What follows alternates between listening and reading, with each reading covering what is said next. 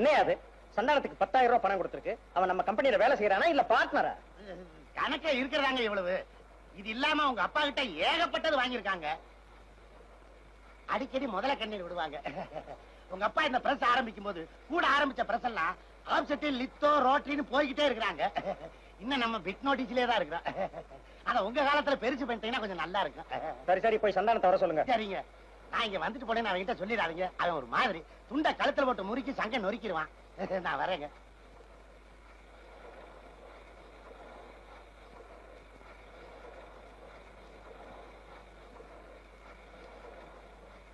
Sir கூப்பிட்டீங்களாமே? என்னப்பா இது, கணக்கு வழக்கு எல்லாம் பணம் வாங்கியிருக்க? உன் பேர்ல 10,000 ரூபாய் பத்து இருக்க.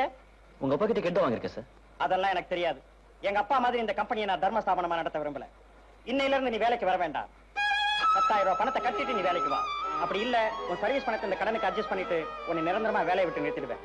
சார் இது ரொம்ப அநியாயம். 20 வருஷமா இந்த கம்பெனில முடிச்சிட்டு இருக்கேன். உன் டிஸ்மிஸ் பண்ணலப்பா. பணத்தை கட்டி திரும்ப வேலைக்கு வா. நீ போலாம்.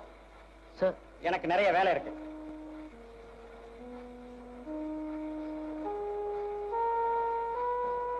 பணத்தை கட்டாதான் வேலையை சொல்லிட்டாங்க. இப்ப நான் எங்க போறேன்? காலப்படாத தைரியமா. அப்பா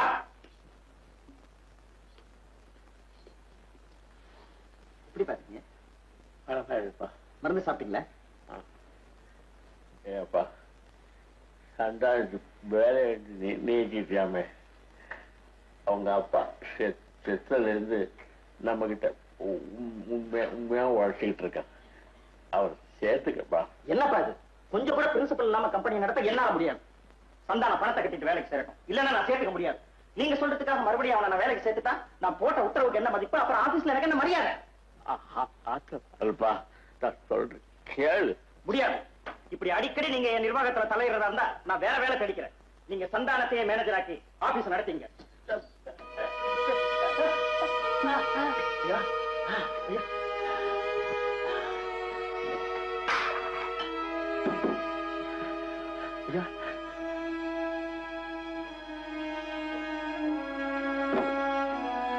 ஐயா, எனக்காக நீங்களும் உங்க ஒரே புள்ளி சண்டை போடுறது கொஞ்சம் கூட நல்லா இல்ல. இத்தனை நாளும் உங்க இடையில இருந்தேன். இனிமே அதுக்கு நான் கொடுத்து வைக்கல. நான் உங்க கம்பெனியில் இருந்தாலும் இல்லைன்னாலும் அடிக்கடி வந்து உங்களை பார்ப்பேன். நீங்க உடம்பை ஜாக்கிரதையா பாத்துக்கங்க. நான் வரேன்.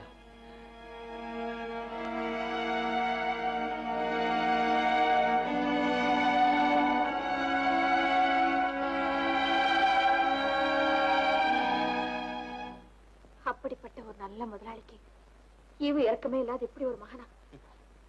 அப்பாவை போல புள்ள, அண்ணனை போல தம்பி இருக்கணும் சட்டமா என்ன? ஏங்க, நம்ம ரகு ஆரம்பிச்சிருக்கிற கம்பெனி ரொம்ப பிரமாதமா நடக்குதாமே? ஆமா, கேள்விப்பட்டேன். அவன் காலு போய் விட சொல்றியா? அண்ணன் தம்பிங்களுக்குள்ள கொடுக்கறதுக்கும் வாங்கிக்கிறதுக்கும் பேரு காலில் விழறதா? தானாடாட்டாலும் தான் சதையாடும் சொல்லுவாங்க. சும்மா நம்ம நிலைமை எப்படி இருக்குன்னு எழுதி பாருங்க. அவர் என்னதான் செய்யறாருன்னு பாப்போம்.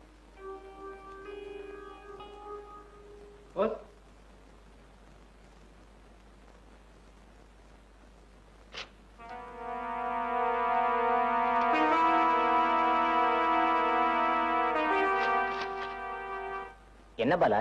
ஒண்ணுமில்ல, போஸ்ட்மேன் கிருஷ்ணன் யாராவது இருக்காங்களான்னு கேட்டாங்க. இல்லன்னு சொல்லிட்டேன். நான் ஆபீஸ் போயிட்டு வரேன். என்னம்மா அவருக்கு வேலை போயிடுச்சாமே?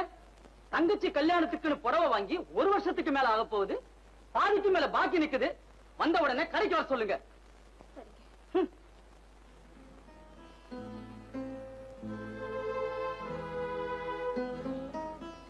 இந்தாங்க, இதுல 1000 ரூபாய் இருக்கு, வச்சுங்க. நான் வண்டி எடுத்து வந்து இதெல்லாம் எடுத்துட்டு போயிடுறேன்.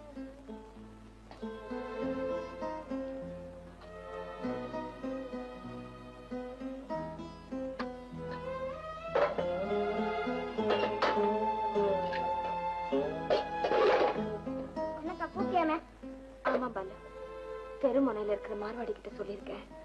இந்த சாமான் எல்லாம் கொண்டு போய் அவர்கிட்ட கொடுத்துட்டு அவர் கொடுக்குற பணத்தை வாங்கிட்டு வா. நான் கெட்டனா தரேன்.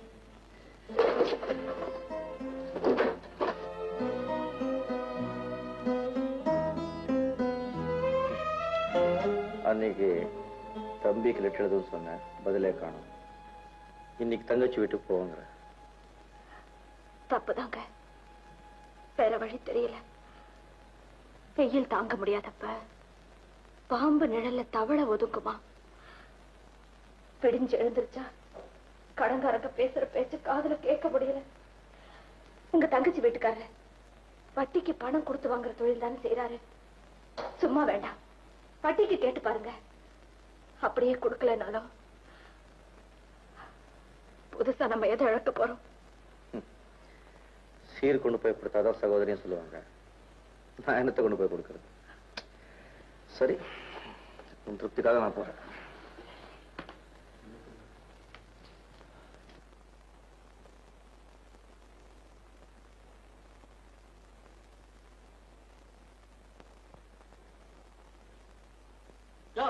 யாரு யாரு திறந்து விட்டு நாய் நுழைய மாதிரி? யாரு நீ? கமலோட அண்ணன். அப்படியா? தெரியாது, மன்னிக்கணும். வாங்க வாங்க.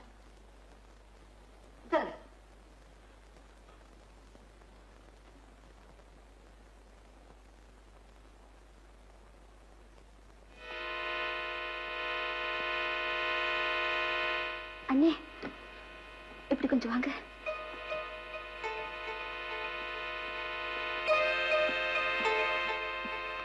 என்னடா இது பிச்சைக்கார மாதிரி கொஞ்சம் நல்லா ட்ரெஸ் பண்ணிட்டு வரக்கூடாது?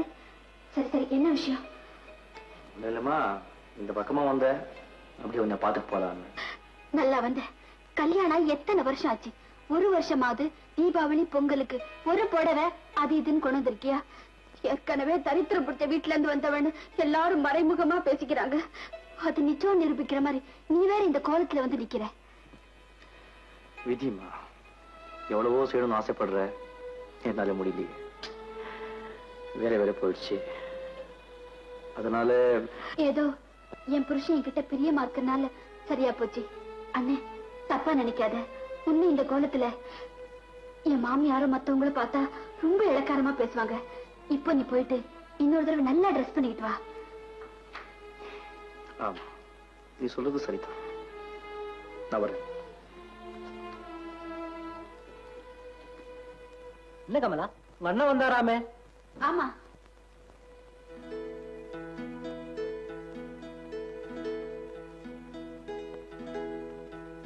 வேலை போயிடுச்சான், கஷ்டப்படுது போல இருக்கு. அட பாவமே, ஏதாவது உதவி கேட்டாரா?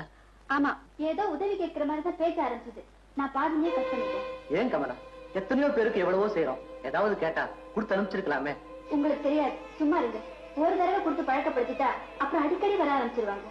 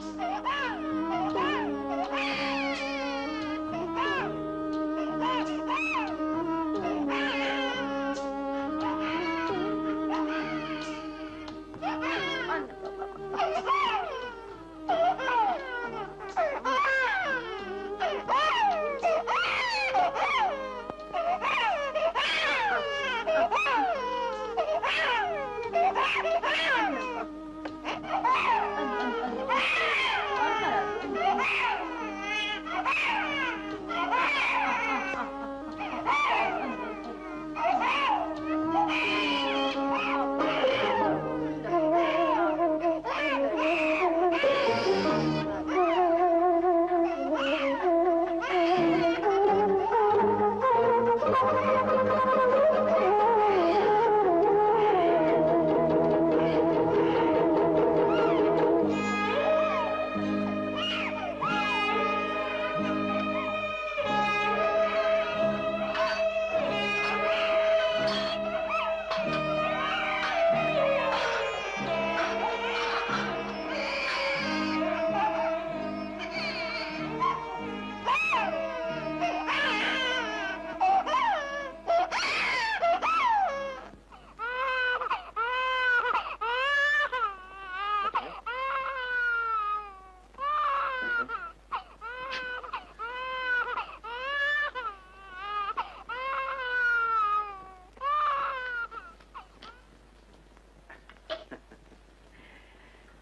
நாள் பட்டினி கிடந்து அதுக்கப்புறம் சாப்பாட்டை பார்க்க ஏற்பட ஆரம்பிச்சிருக்கேன்.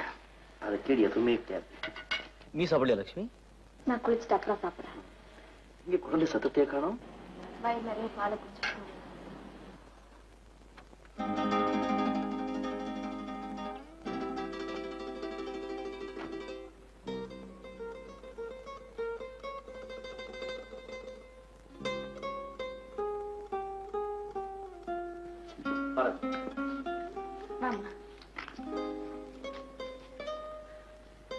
இது என் ஒய்ஃப் பாலா, இவங்க அண்ணன் அண்ணி. லெட்டர் போட்டிருந்த கல்யாணத்துக்கு வரவே இல்லையே. லெட்டர் போடுறதுக்கு பதிலா நேரம் சொல்லிருக்கலாம். அவங்க வந்து டைம் இருந்திருக்காங்க. சாப்பிட்டுட்டோம். நான் படிக்கும்போது படிப்பு, ஸ்போர்ட்ஸ் இதெல்லாம் ஃபர்ஸ்ட் பிரைஸ் வாங்கியிருக்கேன்னு இவகிட்ட சொன்னேன். இவன் நம்பல. சரி என் கூட வா, நான் வாங்கின கப்ஸ் எல்லாம் காட்டுறேன்னு கூட்டிகிட்டு வந்தேன்.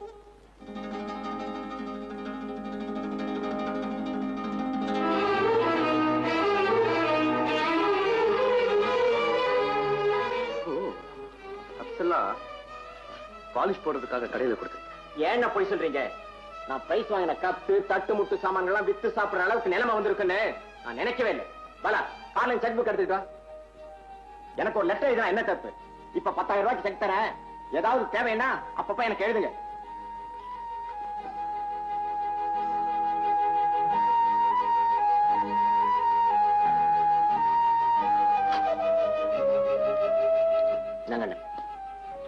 ரொம்ப சந்தோஷம். நீ என் மேல வச்சிருக்கிற பாசத்துக்கும் பிரியத்துக்கும் ரொம்ப சந்தோஷம். நீ பெரிய பணக்கார, 10,000க்கு செக் எழுதலாம், லட்சத்துக்கு எழுதலாம். எனக்கு யாரு பிச்சை போட வேண்டாம். பணம் சொன்ன உடனே பல்ல இழிச்சுக்கிட்டு கை நீட்டாள் நான் இல்ல. நீ போயிட்டு வரலாம். என்ன ரகு, நீ போயிட்டு வரலாம் சொன்ன.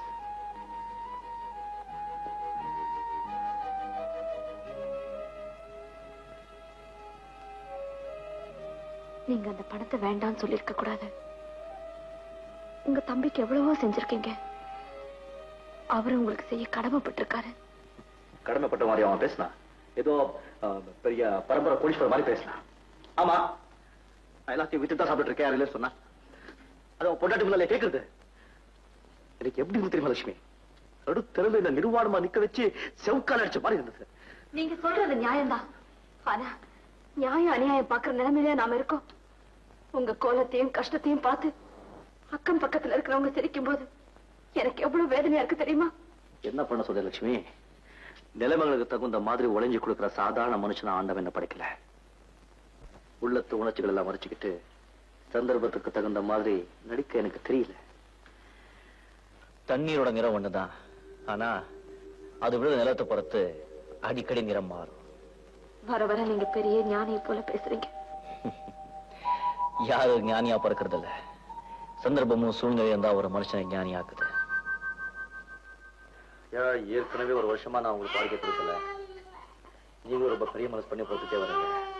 இன்னும் நான் தவறு சொன்னா நல்லா இருக்காது. இன்னொரு 10 நாள் டைம் கொடுங்க, நான் வீடியோ காலி பண்ணி கொடுத்துறேன்.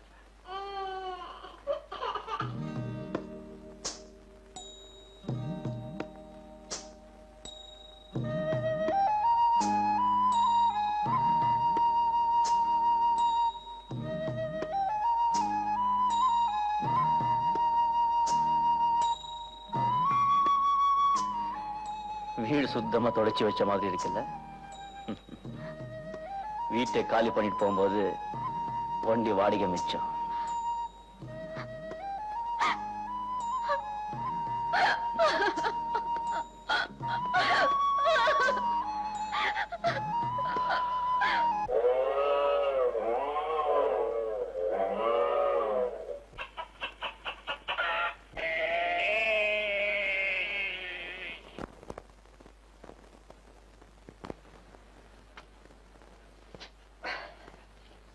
லட்சுமி, ஒரு வேலை கிடைச்சிருக்கு. அப்படியா? எங்க? நம்ம அழகு உதவி ஆசிரியரா வேலை செய்யற பத்திரிகையில எனக்கு ப்ரூஃப் ரீடர் வேலை வாங்கி கொடுத்துருக்கான். மாசம் 150 ரூபாய் சம்பளம். ப்ரூஃப் ரீடர்னா? ப்ரூஃப் ரீடர்னா இந்த அச்சுப்பிழை திருத்துறது. ஒருத்தர் எழுதிருக்கிற கதையை படிச்சா நானும் ஏன் கதை எழுதக்கூடாதுன்னு தோணுது. எழுதுங்களேன். உங்க வாழ்க்கையில நடந்த சம்பவங்களை வச்சு 1000 கதை எழுதலாம். ரத்னம், யோ ரத்னம், எத்தனை தடவை ப்ரூஃப் ஆக்க திருப்பி திருப்பி தவறு சரிய. தலைவர் கொள்கை பிடிப்பு உள்ளவர்னு இருக்கு, நீ தலைவர் கொங்கை பிடிப்பு உள்ளவரும் கோத்திருக்க. தப்பு ஒரு எழுத்து தான்ப்பா, ஆனா அர்த்தம் எவ்வளவு மாறி இருக்கு. அதுலயும் ஒரு அழகு இருக்கு சார். உனக்கு எப்பவும் அதே நினைப்பு தான். சரி சரி, வேலை கவனி.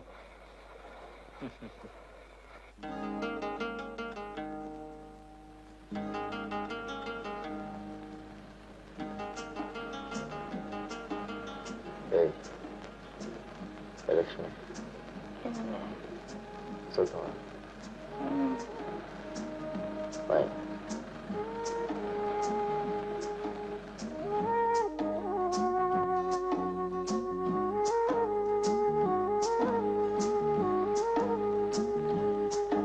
நம்ம நாட்டுல ஜனத்தொகை ஏன் இவ்வளவு அதிகமா இருக்கு தெரியுமா? இந்த ஏழைங்களுக்கு இருக்கிற ஒரே பொழுதுபோக்கு இதுதான். எனக்கு ஒரு சந்தேகம். என்னது? பச்சை குழந்தை தொட்டில தூங்குது, இன்னும் 2-3 குழந்தை பிறந்து அவங்களும் பெரியவங்க ஆயிட்டாங்கன்னா நம்மள மாதிரி குடிசையில வாழ்றவங்க எப்படி தனியா ஒரு வாட முடியும்? நாம இப்பதானே குடிசைக்கு வந்திருக்கோம். பக்கத்து குடிசைக்காரங்கிட்ட கேட்டு அந்த ரகசியத்தை தெரிஞ்சுக்கிறேன். ஒரு 10-15 குழந்தை போதும்ல? அடுத்த குழந்தை பிறந்ததுக்கு அப்புறம் அவங்க பக்கத்திலேயே வர மாட்டேன். ஆவா, நீயா? உன்னால கையால வாய பத்தாத.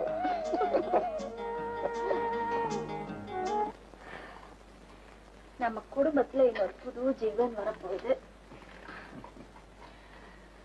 குடும்பத்துல எண்ணிக்கை அதிகமாவதே தவிர வருமானம் அதிகமாக மாட்டேங்குது. நான் ஒண்ணு சொல்றேன், தப்பா நினைக்க மாட்டீங்களா? என்னது? நம்ம பக்கத்து தெருவுல ரெடிமேட் சட்டை தைக்கிற ஒரு தொழிற்சாலை இருக்கு. அவங்க வெட்டி கொடுக்குற துணியை தச்சு கொடுத்தா தினம் 5 ரூபாய் கொடுப்பாங்க. போட்டுமா? எனக்கும் பொழுது போன மாதிரி இருக்கும்.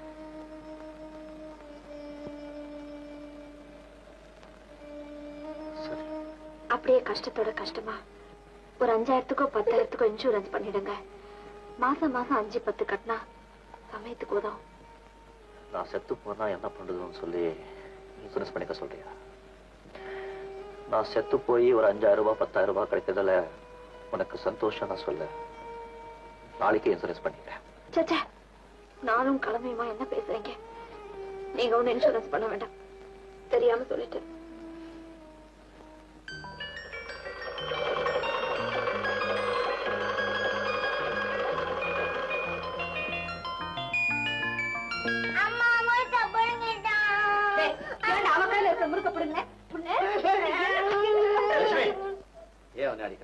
இவன் லூட்டி வர வர ஜாஸ்தி ஆயிடுச்சுங்க. ஸ்கூல்ல சேர்த்து விடணும். இப்போ எல்லாம் ஸ்கூல்ல சேர்க்கறதுக்கு எக்கச்சக்கமா பணம் செலவாகும். நான் என்ன இவங்களை கான்வென்ட்லயே சேர்க்க சொன்னேன்? கார்பரேஷன் பள்ளிக்கூடத்துல தான் சேர்க்க சொன்னேன்.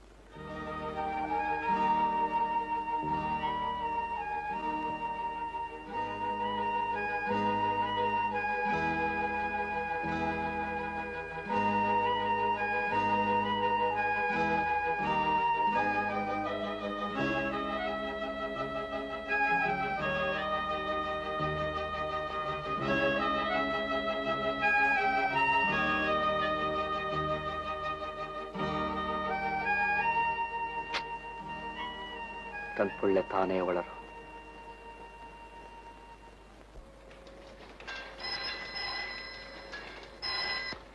எஸ், நான் தான் அழகப்ப பேசுறேன். நந்தா, தலைவர் தேர்தல தோத்துருவான்னு எழுதிக்கிறியா? மனசுல என்னடா நினைச்சு? ஏதோ என் மனசுல பட்டதை நான் எழுதினேன். தேர்தல் முடிவு வந்த பிறகு நான் எழுதினது சரியா தப்பான்னு 2 பேருமே பாத்துக்கலாமே. அதுக்கு முன்னால போன்ல கொஞ்சம் மரியாதையா பேச கத்துக்குங்க. 10 வருஷமா நான் அரசியல் இருக்கிறேன். மரியாதை எனக்கு நீ கத்து கொடுக்கியா? கைத. ஓ, 10 வருஷமா அரசியல் இருக்கீங்களா? அப்ப உங்ககிட்ட மரியாதை எதிர்பார்த்தது என் தப்புதான், மன்னிச்சுக்கங்க. போன வச்சிடுறீங்களா?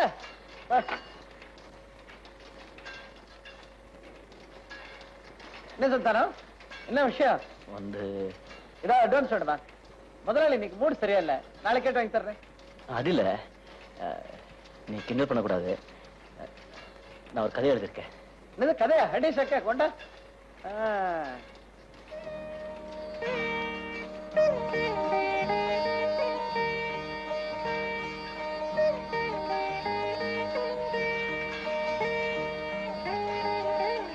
வெரி குட், பிரபாதம். உண்மையிலே நல்லா இருக்கா? நிஜமாதான் சொல்றேன்.